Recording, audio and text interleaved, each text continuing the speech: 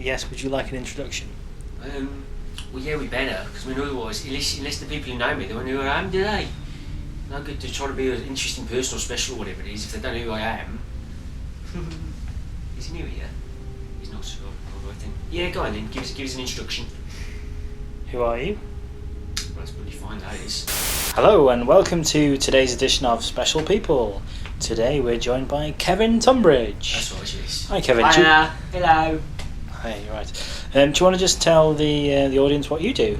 Yeah, I'm Kevin Tumbridge, right, as if you didn't already know, and I'm a paranormal investigator journalist, right. So what that means, right, is if like someone says, oh, we've seen a ghost, right, I go, oh, well, whereabouts, right, and I make a little note, right, I've not actually got my notebook on me, but I make a little note, right, on my notebook, and then I go and I investigate paranormal things, you see, and then I write about them and I get them in the paper. Okay, so do you want to tell us what you're currently up to? Yeah, I'm actually right here because we've got a new series coming out, right, on a new book. I was going to have a copy of the book with me, but it hasn't been published yet, so I didn't have it. But what it is I've done a really important investigation, right, of this haunted house. And what happened was, well, I'll tell you the full story of it, right.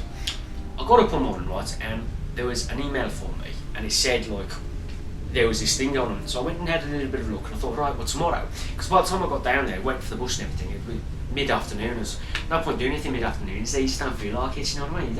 If it's 2 o'clock in the afternoon, you don't really want to start anything, do you? You know, you've got to start early in the morning, or leave it till it's evening, but if it's like mid-afternoon, you just feel like, you know. So I thought, right, well, the next day I'll go down and have a proper look, right? So what I did was I got up really early in the morning, right? About 10:30, 11 o'clock, right? And I thought, well, I better be quick with this, right? Because Loose Swimming's on at 12:30, and between you and me, I've got a bit of a crush on Angie McLean, right?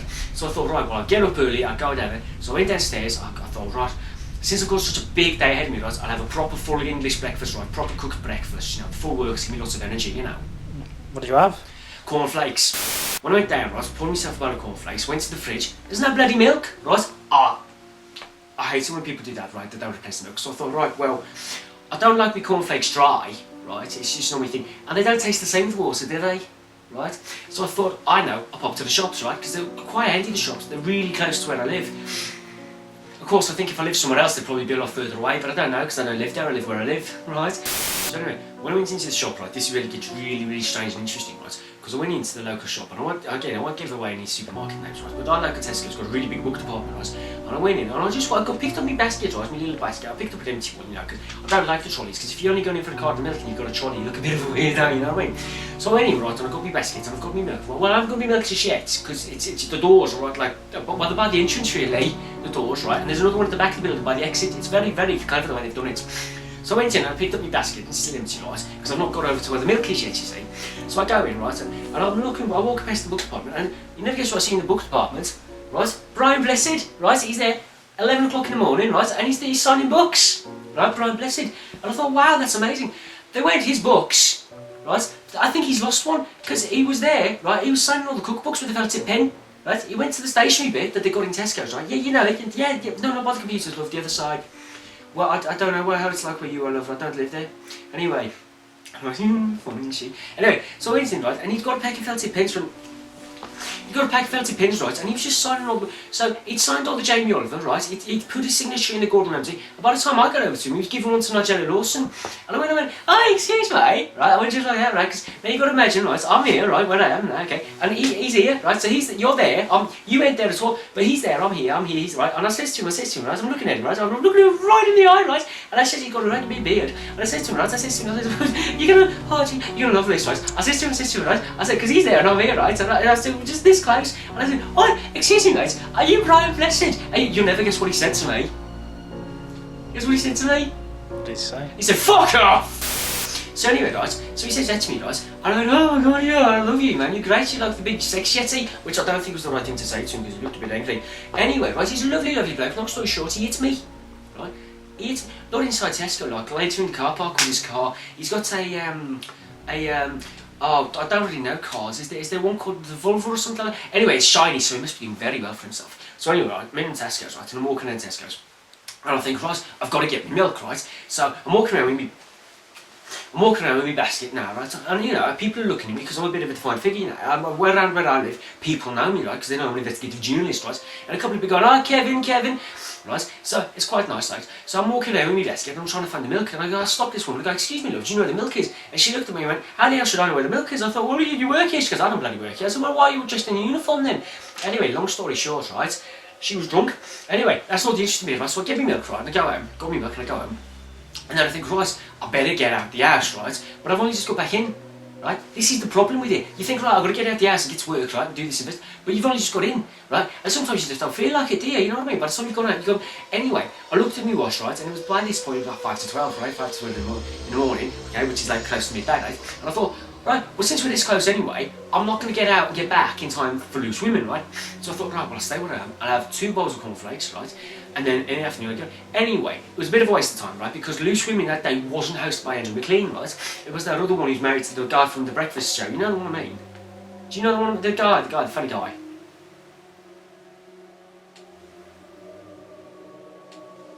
I don't know, his name will come to me later. Anyway, so I thought, right, well, it's a bit of a waste of time. So I thought, right, well, I'll go to bed really early tonight, right? And then I'll get up really early in the morning. So the next day, I get up early, right?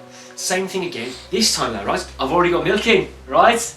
I already got milk in this time, right? So I have my cornflakes and I head out. And I head off to this place that's supposed to be haunted, right? So I get there. Now, we are going to give you, right? From what I understand, we are going to give you secret special access, right? And we've got a clip of the actual haunted house, right?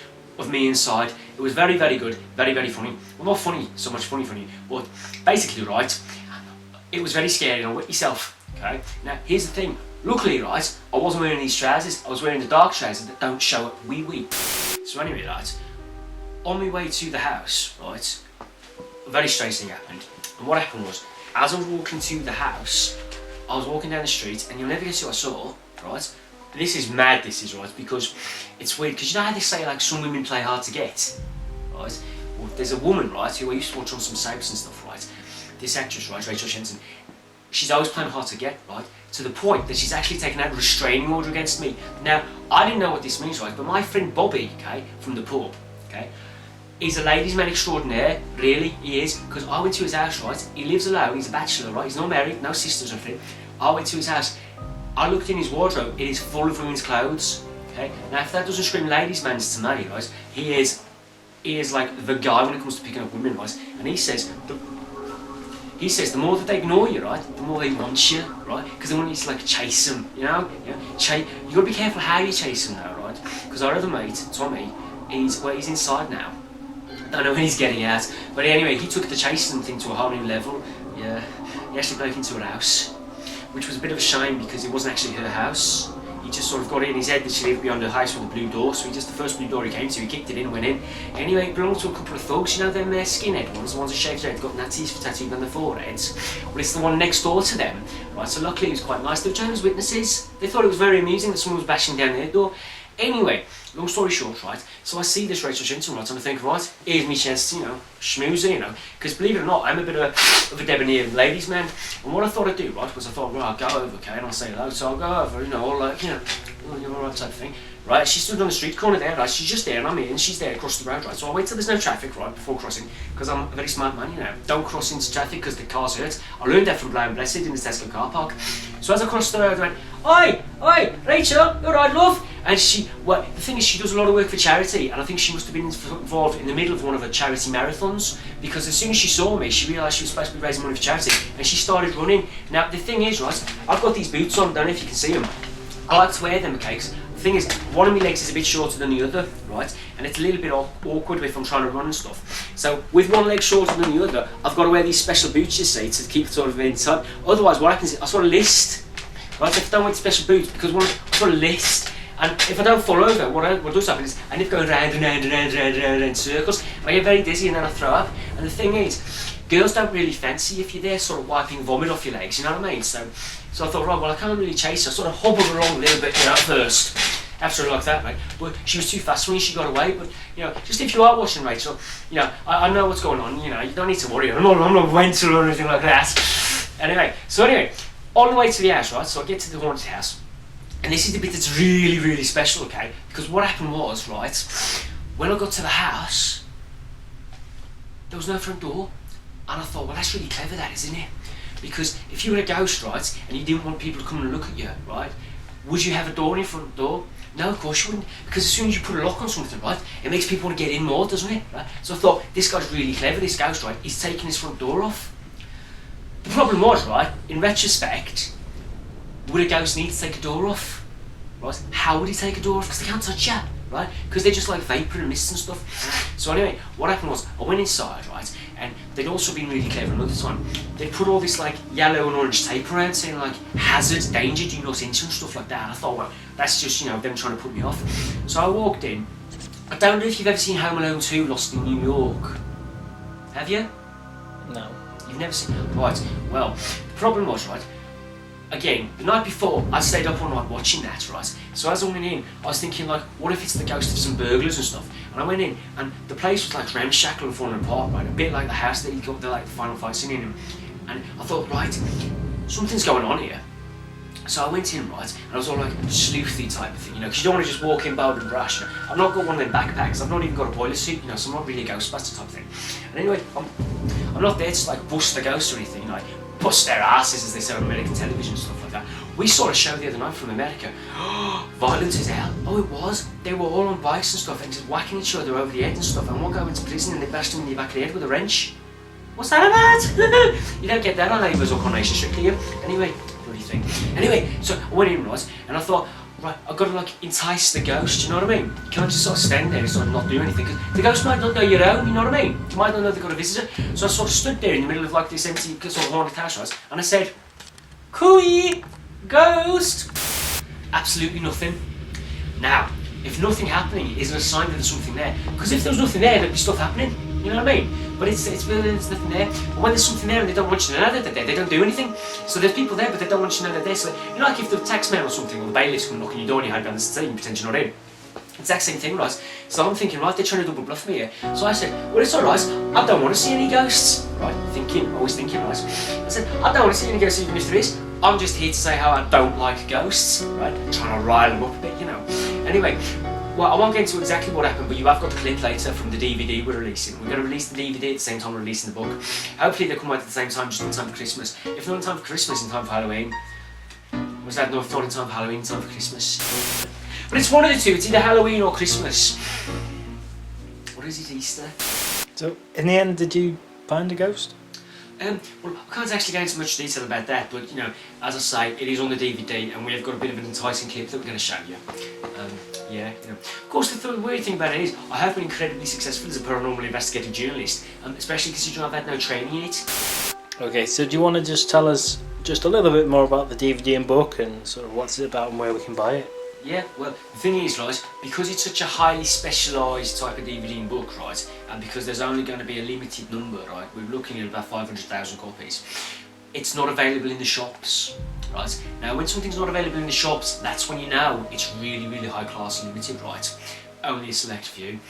But what happened was, I kept trying to look at this haunted house, right, and the police kept telling me to stay away, and I thought, right, here we go now. If the police are saying to stay away, right, there must be something going on, right? Because, have you ever noticed, right, every time you try to look through a celebrity's window, the police come along and go, no, you can't, you gotta move on. Well, why? Why? Because usually celebrities, right, they're having drug-fueled sex orgies. So, they said the building was condemned, right, and they're going to bring it, but I knew there was something more. So, because they wouldn't let me go in through the front, right, I had to sort of sneak around the back, you know, all like sneaky and sleuthy, like, right. I could have been in the SAS, me, right, except, well, obviously I want to make sure that they do that, and also, you know, I bloody hate war. Anyway, so I thought, right, so I'll be sleuthing around, right, kind of like a ghost ninja, right, or a ninja ghost. Oh, that'd be a good show, wouldn't it, Ninja Ghost, yeah. I quite like the idea of writing that. Anyway, so I thought, right, well, I'd go in, and because they wouldn't let me in through the front, right, I thought, well, I'll come around and get in from behind, you know what I mean? So if you take them from behind, you get in through the back passageway, because I knew there was quite a long dark tunnel, right? But the thing is, because it's at like a bit of an angle, all the water drains there, so I thought, oh, it's going to be a bit squelchy, going to be a bit stinky, bit, you know, a little bit like a train, you know. But I thought, well, that's alright, I don't mind that, you know, because I'm an investigative journalist, right? I've got to do these things, I'm going to get me Pulitzer for this. So I thought, right, I'll put up with the stench, right, and I'll go in through the back passage. And if I can get in through the back passage and get in through the back doors, right, but then I thought, well, what if the back doors are locked? I thought, I don't care, one way or another, right, I'm breaking the back doors in, I don't care about the smell. So I got in there, and that's how I got in, and that's why we're calling the DVD in the book, right? Coming up through your back passage, Kevin Tumbridge, Paranormal Investigator Investigates. Right, so we're here, and we're going to do a séance. It's not really a séance as such, because I haven't got any séance type of equipment. What we need to do is we need to be really, really quiet, right? And what we're going to do... Sorry, I thought I heard someone breathing. So what we're going to do is we're going to have a bit of a communication sit. I'm pretty sure I can hear someone breathing quite heavily, right? But every time I stop talking, right, they stop as well. So what we're going to do is we're going to...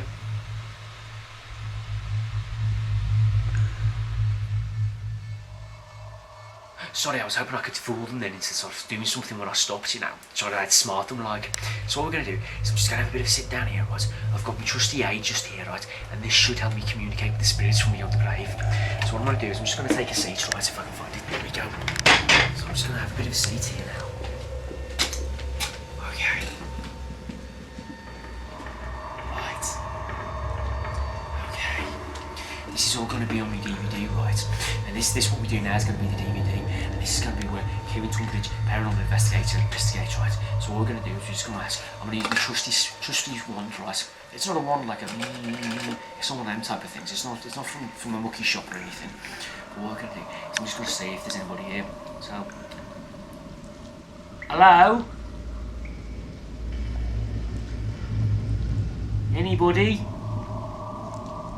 Now you see, they're being very, very clever. They're pretending they're not here, but we all know that they're here because this place is haunted, right? So we know that. I'm not going to give the address of this place, right? But it is 1234 Castleford Drive. It's a big ass. It looks a bit like a castle, right? What we're going to do is we're going to have a little chat to him now. I'm just going to see if there's anybody out there, right? Did you hear that?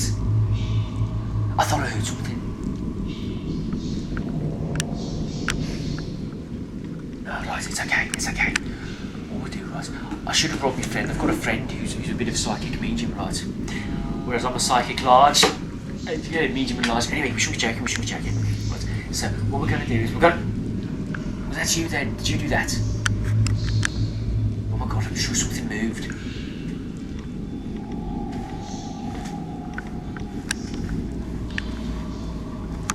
Right, okay, now what we'll do is we're going to have a bit of a talk, right? Now, if the spirits are there, right, can you come to us, please? Can you give us a sign that there's somebody there? We bring you the offering of this wand. If you're there, please let us know. Oh my god! Oh my god! Oh my god! Alright, okay, I don't, okay, speak, I don't want to be here anymore, I don't like it, I want to go home, I can't go home, I don't want to be here anymore, I don't like it, I want to go home, I want to go home. Right, okay, so it's blue, okay, so it's blue, so that means that the spirits are, oh god, what does it mean? What does it, I've not got any message thing, I don't know what it is, I've not got my calico, I don't know what it's called. Oh, they've gone. Are you still there? Right, okay. What I'm going to do is I'm going to grip this a little bit harder now. I'm going to hold it like this. If you're there, can you please give us a sign? Oh! It's gone green. It's gone green. Oh god. Okay, that's a really good sign. Okay, if you're there, thank you for letting us know that you're there. Please don't hurt us. I've wet myself. Okay. Do you mean us any harm?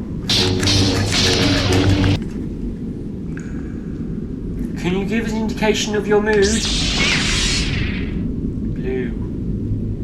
Does that mean they're sad or horny? Would you like to have a go on me cameraman?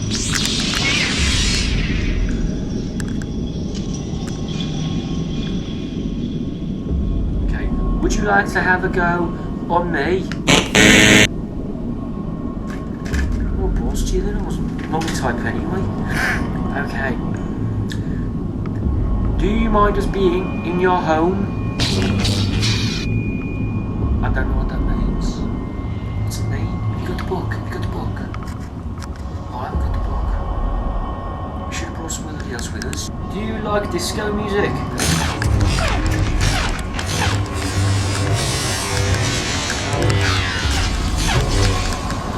I've got it. Would you like to hear Disco Duck by Rick Dees?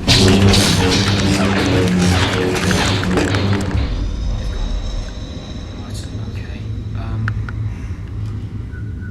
If you're still around, give us a sign. I want to go home, but I don't want to stand up in case everybody sees me wet patch. Just out of interest, right? You said earlier that you want to have a go on me cameraman. Alright, easy. Just purely out of interest, right? I mean, how badly do you want to have a go on him? Uh-oh. Oh, I think you should leave. I think we should both leave.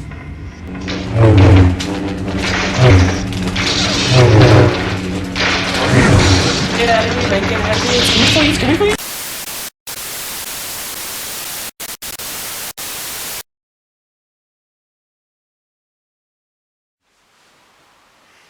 Does anybody know any women?